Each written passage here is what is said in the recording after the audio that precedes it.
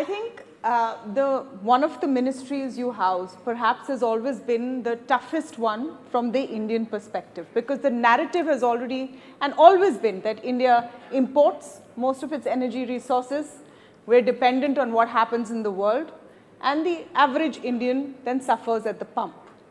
In the last few years, that challenge has increased multifold with what's happening in the world.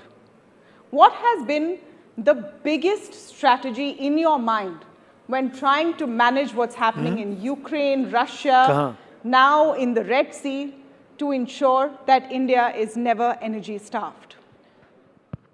What you describe as a challenge, I think also contains within it an opportunity. And I think that challenge and in turn that opportunity becomes very exciting if the economy is firing on all 6 cylinders. I'm stopping at 6 cylinders. I think we can go on to further also. Energy is the lifeline of any economy. You can make a reasonably sound assessment of how a country is faring if you just look at its energy consumption. And I'm not saying anything which is in the realm of rocket science, but if you look at the 2 huge economies in the world today, one 23, 24 trillion US dollars and the other 19 trillion dollars, you'll find that in that economy, the second one, energy consumption has either plateaued or energy imports and utilization are falling, which means there are fault lines in that economy. It's a simple assessment, I think. Now, if you look at the Indian situation, I think Maria, when she was here, she introducing us, she made 2 points which I just want to quickly build on. One is she talked about the energy trilemma. By the trilemma, I mean availability, affordability, and sustainability. And I think on all 3 fronts, we've done well. There was not a single occasion in the last several years. I've been associated with this ministry only for 2.5 years. But even if you look before that, there was never an occasion where petrol at the retail disbursing point was short, or there was a shortage of diesel or cooking gas or anything. So we managed well. But I think the real issue is how do you contain your inflation and how do you manage fuel prices? And that is where I think the Modi government deserves not just a pat on its back, but real admiration. Let me try and explain this. At a point when 800 million people or 80 crore people were being and are still being provided 3 meals of dry ration in a day, the Honorable Prime Minister was able to bring the price of fuel down. Look at the international levels. We are the only country in the world where over a 2-year reference period, the price of petrol and diesel has actually come down. The only country in the world. Why? 2 things. I think to start with, the Honorable Prime Minister decided on 2 occasions, November 2021 and May 2022, that we were going to reduce the central excise duty. And that brought the price of petrol down by 13 rupees and that of diesel down by 16 rupees. And the BJP ruled states reduced their VAT. So you had a differential of 12 rupees, 15 rupees between a BJP ruled state and the non-BJP ruled state. So this is the center's doing. But on top of that, you have good corporate entities or good corporate citizens like the OMCs. When the prices were going haywire around India, Sri Lanka, the prices I think had gone up by 60, 70%. Pakistan even higher. Pakistan, in fact, had to shut off electricity at 8 p.m. because they were genuinely short. In the United States, Western Europe, Canada, I think it went up again between 25 and 40%. And India, the prices were coming down. Because the OMCs, the oil marketing companies, decided as good corporate citizens that it doesn't matter that situation is challenging, they will hold back their profits. Something in the oil jargon called under-recoveries. And at a time of under-recoveries, they held back. And look what happened after that, when the situation eased.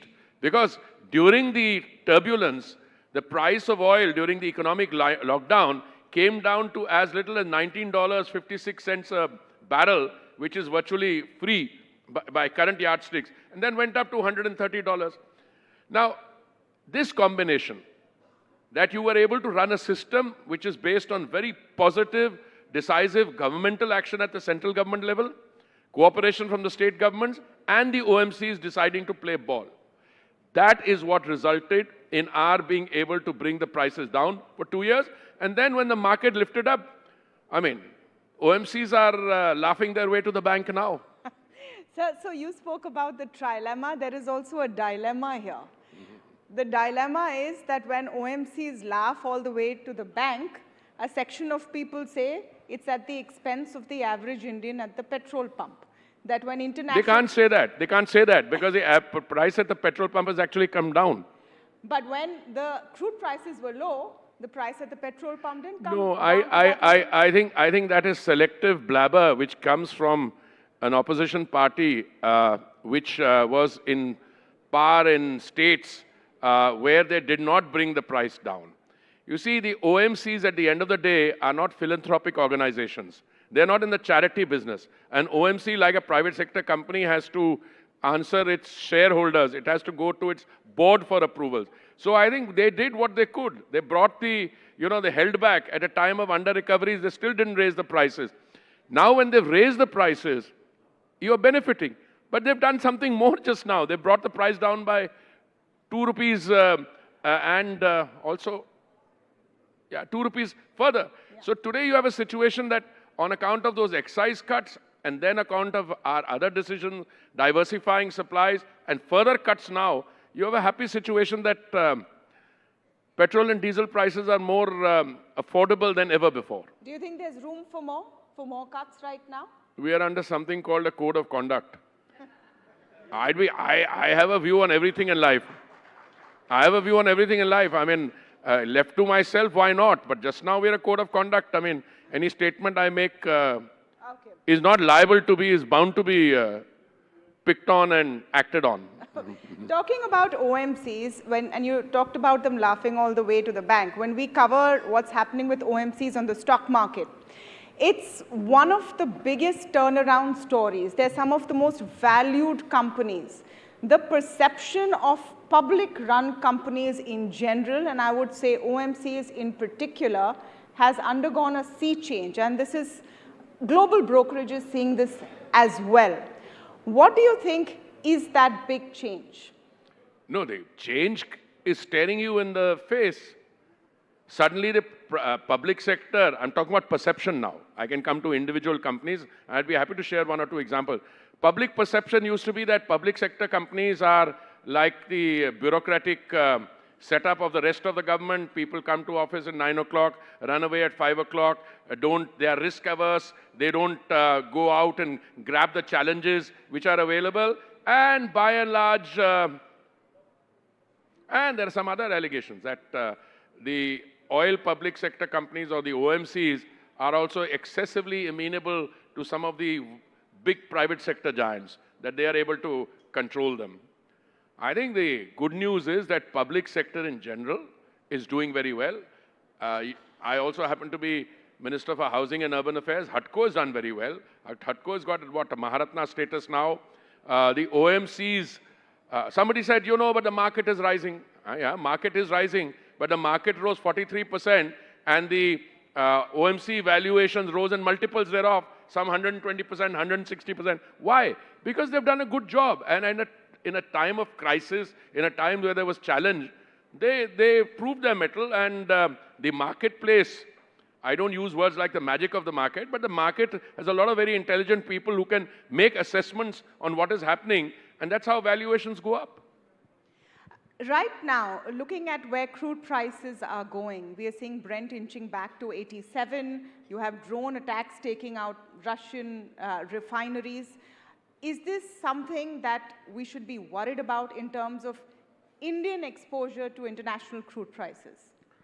Look, at any point of time in the last 3, 4, 5 years, anyone who thinks that the global situation is not challenging either lives in cuckoo land or underestimates what the challenges are. The challenges have been there for a long time. The pandemic was a challenge. Recovery from the pandemic was a challenge. Then the Ukraine military conflict, we are talking about February 2022.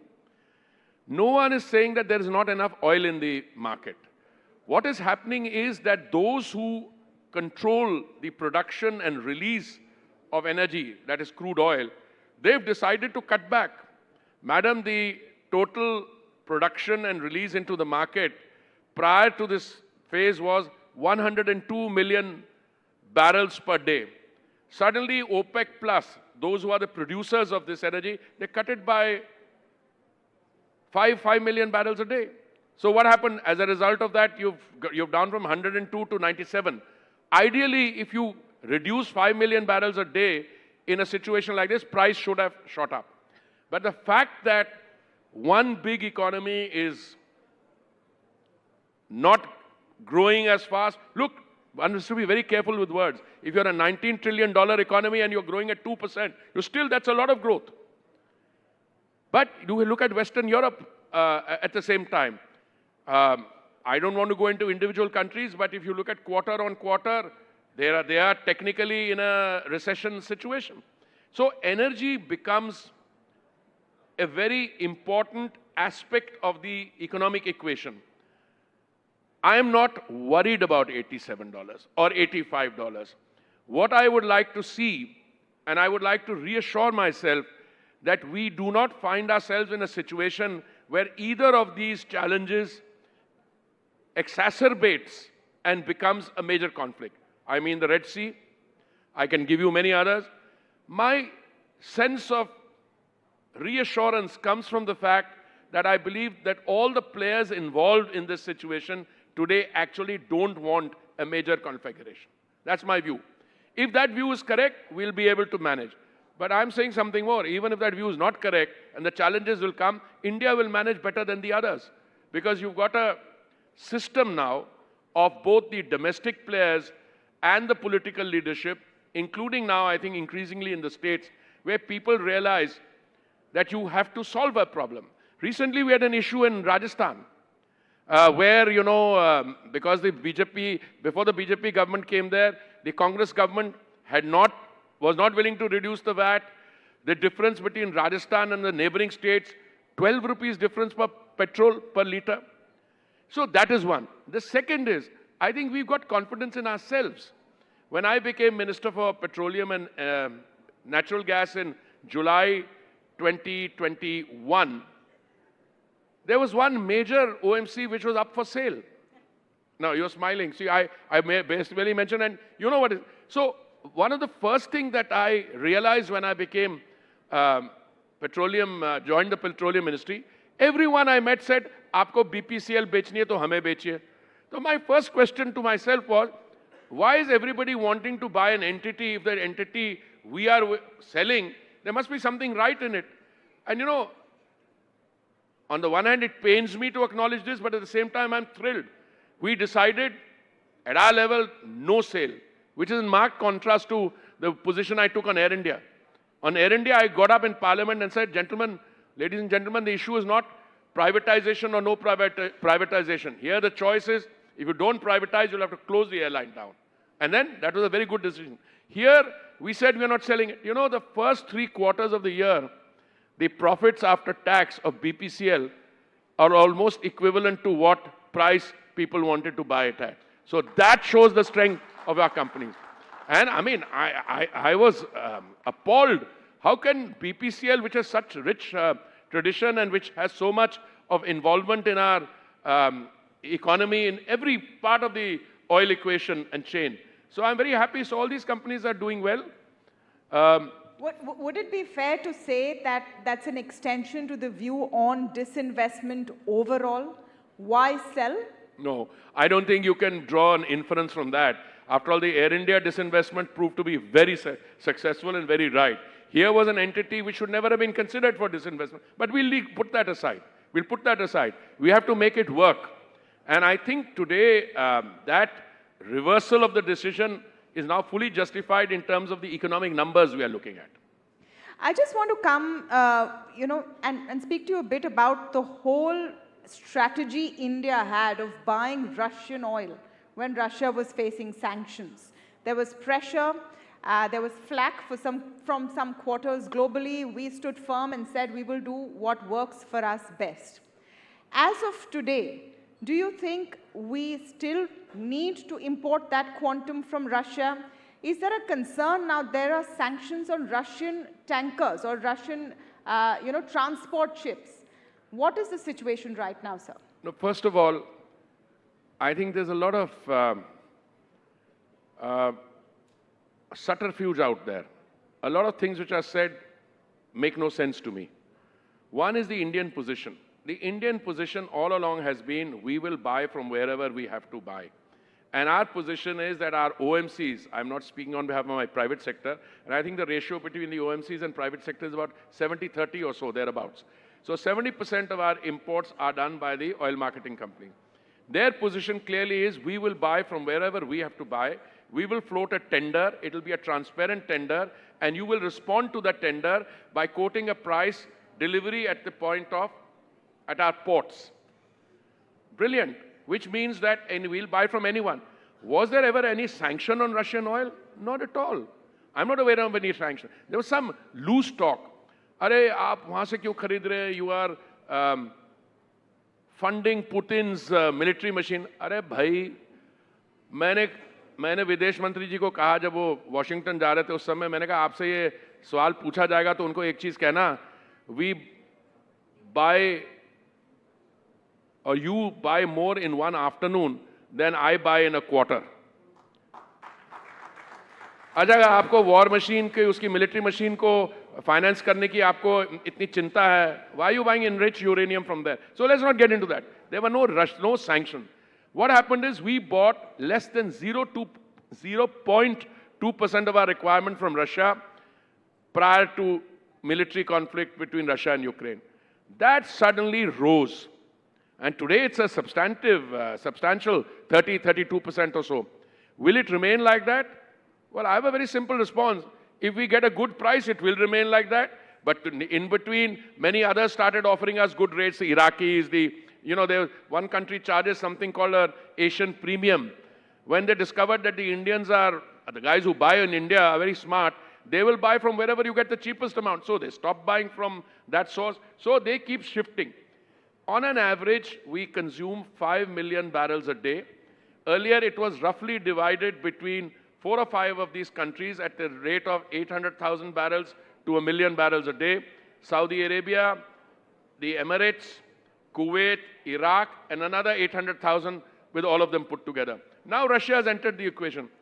I'm not in the astrology or soothsayer business, but I read things in the newspapers, headline, India's imports from Russia drastically dropped. अरे भाई 0.2% था, अगर 32% से 30% आया, where is the drastic drop? So I think the newspaper headlines also don't know. There is something called a price cap. They would like you to buy Russian oil cheap. I mean, you asked me a question, you haven't asked it. Can I ask the question on your behalf? I'm politely waiting for you to finish to ask my question. No. So I'm going to ask the question on behalf. Are you unhappy with the price cap or are you happy or unhappy? अरे भाई मेरे को कोई सस्ता और तेल दे रहा, why should be unhappy? अगर वो कह रहा है इससे ज्यादा नहीं खरीदो और मेरे को सस्ता तेल मिलता, I should buy it. But there's another catch, and this is the more important. All this business about the West being very upset with India, the inside story is different. Madam, the inside story is the West said, thank God for India, you are buying Russian oils. Otherwise, just imagine, kitne 13 million barrels they produce in a day. If that 13 million barrels goes off the air, goes off the market, then the demand, then the pressure on the other oil goes up. So the West is not unhappy with India buying Russian oil, but this is a game which is partly geopolitical, where we tell each other ki acha iska ye karo wo karo. By the way, our import of energy from Russia, from US now is $20 billion a year. Sir, but the big challenge for India is to over time reduce that dependency on oil. And I would like your comment on that. What is our transition fuel? Are we moving to gas? The LNG deal with Qatar was a big one in this direction. See, if in the next 2 decades, if 25% of the increase in global demand is going to come from India, so you're looking at a situation where your overall base and in consumption is shooting up. So whatever increases you're making in your domestic production, a very small part of that. But I can tell you with confidence, we've taken 2 very major decisions. Out of our 3.5 million square kilometers of sedimentary basin, we've opened up 1 million square kilometers for exploration. We've opened up on the data aspect completely. Now data is freely available. Earlier we used to have a situation, we used to tell people to come and prospect, and then we found oil, we say, ye to hamara sovereign asset hai. We've changed all that. Today, I am more confident than ever before that domestic exploration and production, thanks also to the cooperation of the major oil companies in the world, I'm talking about BP, Shell, Chevron, ExxonMobil, and one of them is devoting 25% of its supercomputing time to analyzing Indian data. So that's changing, and that's why people are very confident. On the transition fuel, look, we're taking our gas in the energy mix from 6% to 15%. $96 billion investment, it's happening. Pipeline is increasing. We are finding gas. We are importing more gas. We've just signed a very major deal with one supplier. We've done that. Then we are moving from there as a transit fuel. Ultimately, the fuel of the future is green hydrogen. And there, it's a good story. It's a great story and so much more to talk about, but thank you so much for your time, Mr. Puri. Truly, India's energy transition is something the world will watch. Thank you very much, and thank you for being supporters of green energy. Thank you very much.